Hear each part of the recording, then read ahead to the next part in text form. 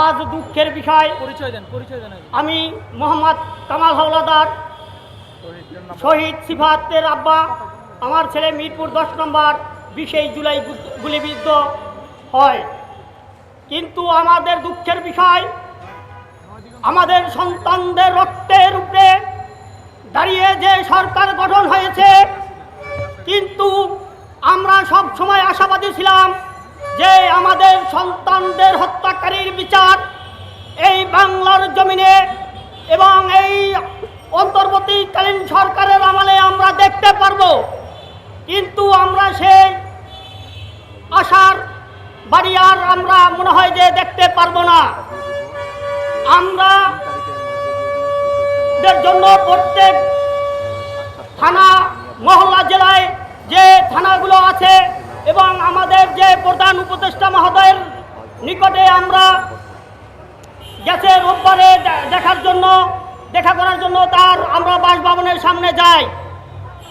সে আমাদের সন্তানের রক্তের উপরে এবং আমাদের আহত ভাই বোনদের পঙ্গুত্ব বরণের উপরে সে আজ বাংলাদেশের সরকার গঠন করেছে।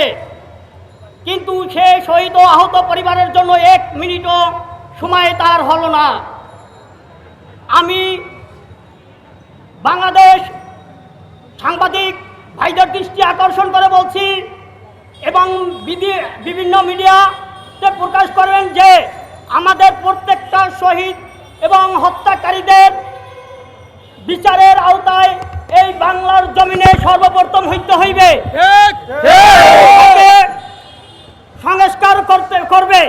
কিন্তু হত্যাকারীর বিচার না হওয়া পর্যন্ত এই বাংলার জমিনে আমরা কোনো নির্বাচন দেখতে চাই না। শহীদ ও আহত ভাইদের রাষ্ট্রীয় স্বীকৃতি দিতে হবে আর শহীদ পরিবারদের দ্রুত পুনর্বাসন করতে হবে এবং প্রতিটি শহীদের সম্মানী পরিবারের সাথে আলোচনা ও সম্মানী ভাতা প্রদান করতে হবে।